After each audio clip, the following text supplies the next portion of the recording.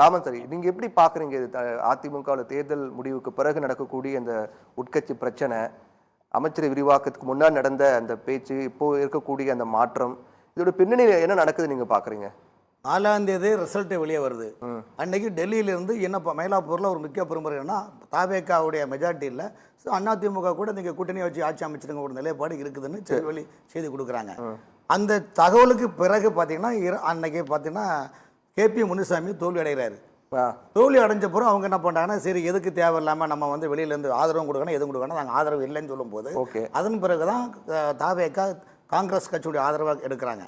இப்போ அவங்க வந்து திமுகவில் உள்ள கூட்டணியை வச்சுலாம் ஆட்சி அமைச்சு அவங்க ஒரு நிலைப்பாட்டுக்கு போயாச்சு.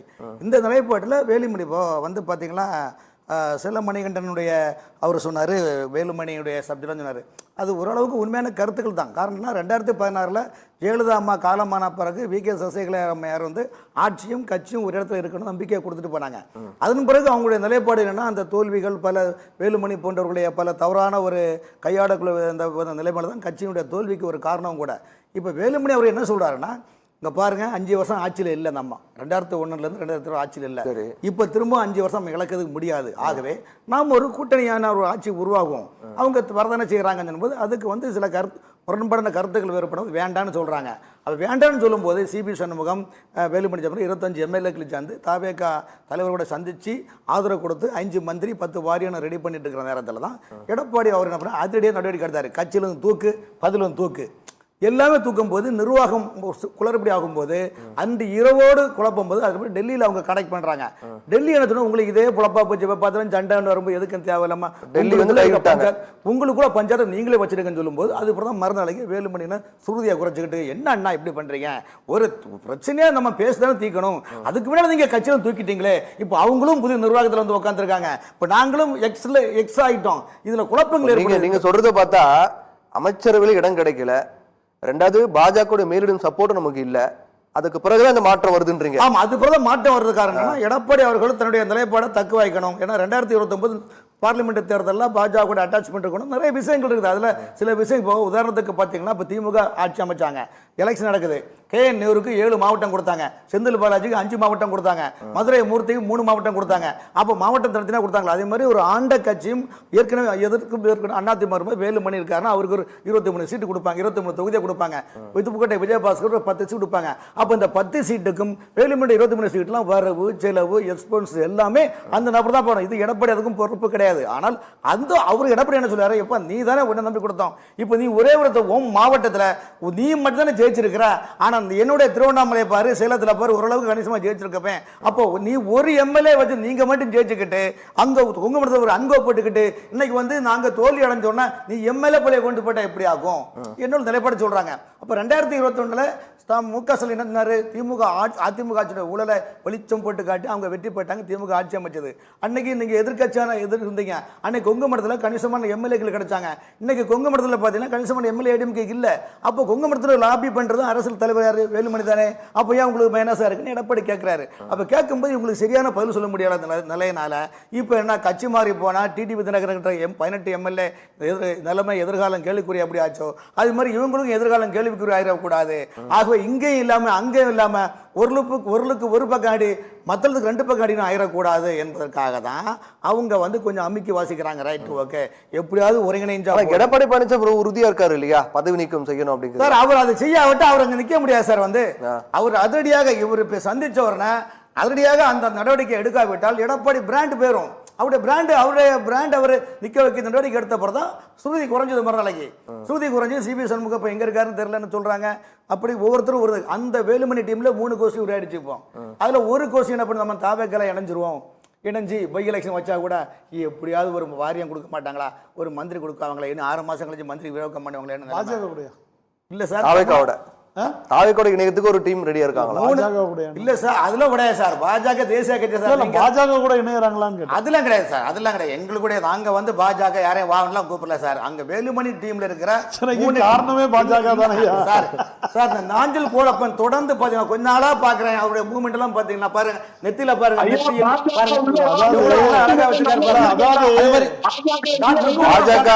பாஜக உள்ள வராம இருந்தா அதிமுக நல்லா இருந்திருக்கும் அப்படிங்கிற டாக்டர் பூபதி ஜான் வந்து தொடர்ந்து திமுக ஆதரவாளர். இன்னைக்கு பாத்தீங்கன்னா ஏடிஎம்கே மேல அடியே கண்ணே கட்டிக்கம்பரே ஐயோ உங்களுக்கு ஐயோ என் கண்ணில் நிலவெடுத்தால் உங்கள் என் நெஞ்சம் போட்டு அவ்வளோ டூப்பிடிக்கிற பாருங்க. அதிமுக ஏங்க அது அவங்க உள்கட்சிங்க. நீங்க எப்படி திமுக ஆதரவாளர் பாஜக உள்ள வந்துடக்கூடாது. ஏங்க நாடு முழுவதும் காவி சாம்ராஜ்யம் வீச்சு சார். வந்து நாடு முழுவதும் காவி சாம்ராஜ்யம் வீச்சாச்சு. அமைக்குது சார். கேரளத்துல எங்க கேரளத்துல 3 எம்எல்ஏ சார் பாருங்க சார். காலு அது பூபதி ஜானுக்கு பாருங்க.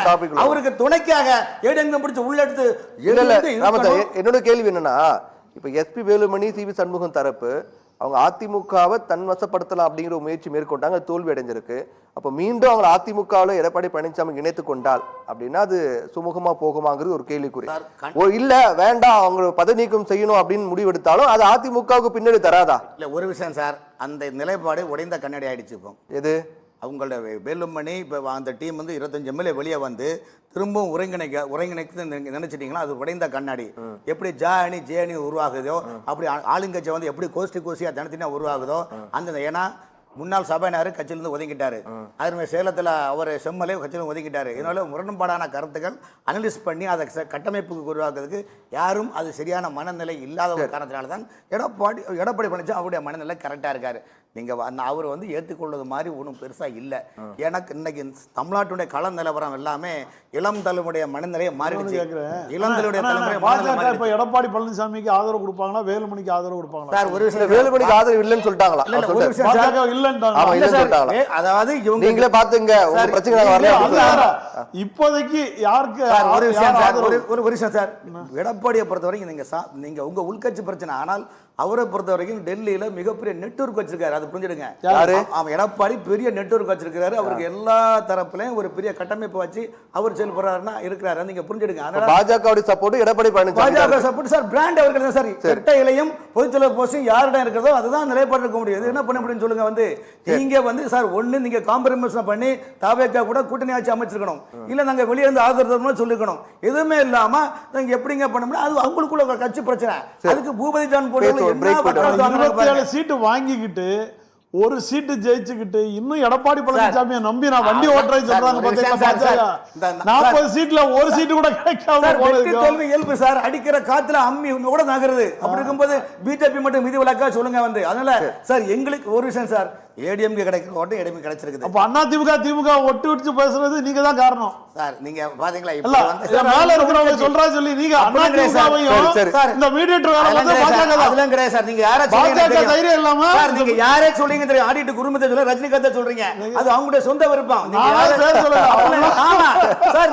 அந்த இடத்துல சார் அவர் ஒரு கருத்தை முன்வைக்கிறாங்க. பேரை வரிசை சொல்றீங்க சார். அவர் கருத்தை சொன்னார். கருத்து உள் கருத்தை நான் சொன்னேன். இல்லன்னு சொல்லுங்க வந்து இப்போ இதோட பின்னணியில பாஜக இருக்கு. ஏன்னா இப்போ சிவி சண்முகம் தரப்பு போய் பாஜக சந்திச்சிருக்காங்க நீங்க சொல்றீங்க. நீங்களே பாத்துங்க அப்படின்னு சொல்றீங்க. அப்ப இவங்க எதுக்கு அவங்களை சந்திக்கணும்? சிவி சண்முகம் வேலுமணி தரப்பு பாஜக அணுகும் போது உங்க பிரச்சனைகள் நாங்க வரமாட்டோம் நீங்களே பாத்துங்க அப்படின்னு சொல்றாங்க. இவங்க ஏன் அவங்களை சந்திக்கணும்ன்ற? யாரை சந்திக்கிறதுக்கு? வேலுமணி தரப்பினர் பாஜக ஏன் சந்திக்கணும்? சார் என்டிஏ கூட்டணியில இருக்கிறாங்க. அது தலைவர்கள் சந்திக்கல ஒன்றும் தப்பு ஒன்றும் கிடையாது. கட்சி அதிமுக தானே சார். அதிமுக நீங்க உங்களுக்குள்ள பேசிக்கணும் சார். ஒரு நட்பு ரீதியாக சந்திப்புல என்ன தப்பு இருக்குது சொல்லுங்க. இல்ல நட்பு ரீதியாக இப்ப நீங்க என்ன சொன்னீங்க? இல்ல இந்த பிளவு ஏற்பட்ட பிறகு இவங்க பாஜக ஒரு சப்போர்ட்டை தேடி போயிருக்காங்க. பாஜக சப்போர்ட் பண்ணல அப்படின்னு நீங்க தான் சொன்னீங்க சார். உங்க உள்கட்சி இல்ல சார். ஒரு விஷயம் கேளுங்க. உள்கட்சி விவகாரத்தில் எதுக்கு தலையிட போறோம் சொல்லுங்க. இப்போ அதாவது உள்கட்சி மட்டும் தலையிட வேண்டிய அவசியம் கிடையாது. இந்த 108 அதிமுக உள்கட்சி பிரச்சனை இது வரைக்கும் பாஜக தலையிட்டதே கிடையாதா சார்? 2021 டிடிவி தினகரன் சொல்லியிருக்காரு சார். 2021 டிடிவி தனியா நிற்கும் போல அப்ப கூட அமித்ஷா எடப்பாடி ஒன்னு சேர்ந்து நிற்போம் ஒன்னு சேர்ந்து வெற்றி பெறலாம்னு சொன்னாரு. அதனால தப்பு இருக்கு சொல்ல. ஒரு ஒற்றுமையான ஒரு ரிலேஷன்ஷிப்பா உருவாக்கி தேர்தல் சந்திக்கிறதுக்கு மக்கள் சந்திப்பை என்ன தப்பு இருக்கு சொல்லுங்க. வந்து அன்னைக்கு தனியா 3% ஓட்டில் தானே திமுக ஆட்சிக்கு வந்தது. இன்னைக்கு வந்து இன்னைக்கு நிலைமை என்ன சொல்லுங்க. இன்னைக்கு இன்னொரு ஏதோ புதுசாக ஒரு கட்சி வந்து இன்னைக்கு ஆளுங்கட்சியாக உட்காந்துருக்கும் போது எத்தனை ஆண்ட கட்சிகள் எல்லாருக்கும் ஒரு ஒரு ஒரு ஒரு மாதிரியான ஒரு நிலைப்பாடு இருக்குதுல்ல சொல்லுங்க. அதனால தான் சொல்றது ஒன்று சேர்ந்து செயல்படுங்கன்னு சொல்றது. ஆனால் எது எடுத்தாலும் பிஜேபி காரணம் அப்போ என்ன அர்த்தம் சொல்லுங்க. வந்து இல்லை என்ன அர்த்தம் சொல்லுங்க. என்ன லாஜிக்? அஞ்சல் கோலப்பாண்டனும் அவர் ஓபிஎஸ் ஆதரவாளர். அப்போ ஓபிஎஸ் எதுக்கு அவர் தனிக்கட்சி ஆரம்பிக்க வேண்டியதானே? எதுக்கு திமுக போனாரு?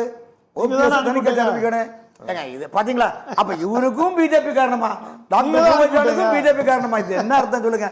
உங்களுக்கு ஏங்க நாட்டுல மழை வந்தாலும் மழை வந்தாலும் பிஜேபி, வெயில் வந்தாலும் பிஜேபி, ரோடு செஞ்சாலும் பிஜேபி, எல்லாம் நீங்க நீங்க வெளிப்படையாக மறுக்க முடியுமா? அதிமுக உட்கட்சி பிரச்சனையில பிஜேபி தலையிட்டதே கிடையாது அப்படின்னு உங்களால வெளிப்படையா மறுக்க முடியுமா? சார், உள்கட்சி பிரச்சனையை வந்து காம்ப்ரமைஸ் பண்ணல, தப்பு இல்லையா சார்? கடந்த ஒரு வாரமாக விஜய் ஆட்சி அமைக்கப்பட்ட ஒரு வாரமாக ரஜினிகாந்த் அவர்கள் ஸ்டாலினை 2 வாட்டி சந்திச்சாரா இல்லையா? எதுக்கு சந்திச்சாருன்னு அவர் விளக்கம் சொல்லுவாரா?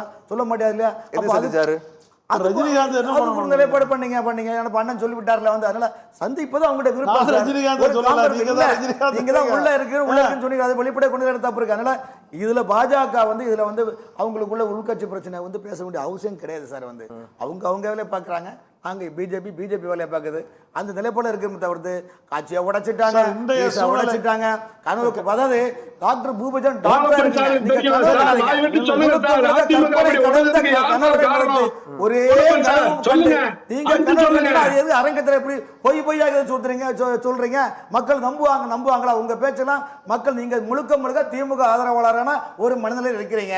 நீங்க இன்னைக்கு அதிமுக ஆதரவு சும்மா சீனா போடுறதுக்காரனா இப்படியா சொல்லுவோமே, அவங்க நம்மகிட்ட ஒன்னா சேர்ந்து இருக்க மாதிரி பாவனை காட்டுமே நீங்க நினைக்கிறீங்க. ஆக அதிமுகவுடைய நிலைப்பாடு என்பது வேறு, பாஜக நிலைப்பாடு என்பது வேறு. தேசிய சிந்தனை அரசியல் நாங்க பண்ணிட்டு இருக்கிறோம். எங்களுக்கு அதாவது இப்ப நடந்து முடிஞ்சதெல்லாம் விடுங்க சார். நடக்க போறதுல தாவேகா காங்கிரஸோட கூட்டணி 2029 கன்ஃபார்ம் ஆயிடுச்சு. அதிமுக ரெண்டா பிளவுபட்டு நிக்கிறது உண்மை. இதுல ஒரு பிரிவு விஜய் அவரோட போய் இணைஞ்சிரும், இன்னொரு பிரிவு திமுக கூட கூட்டணி வச்சு அதுக்கும் என்டிஏ கூட்டணியில திமுக இணைய போது நம்ம அண்ணன் ராமண்ணன்லாம் வந்து திமுக பறிஞ்சு பேசுற காலங்கள் விரைவில் வரப்போகுது. 2029 திமுக பாஜக, ஆமா அதிமுகவில் ஒரு பிரிவு தான் இனி வருங்காலத்தில் செயல்பட போகுது. இதுதான் உண்மை. வேணா பாருங்க, போய் என்ன பண்ணுவாங்க, பாஜக திமுகவையும் உடைச்சிரும். இவங்க உள்ள போறோம்னா பாஜக நாஞ்சல் கோலப்பன் பூபதி ஜாவுடைய ஷாக் அடிச்சிட்டு அவருக்கு அப்படி சாயல் அடிச்சு சொல்றாங்க. சரி நிகழ்ச்சியோட நிகழ்ச்சியோட நிறைவு பகுதிக்கு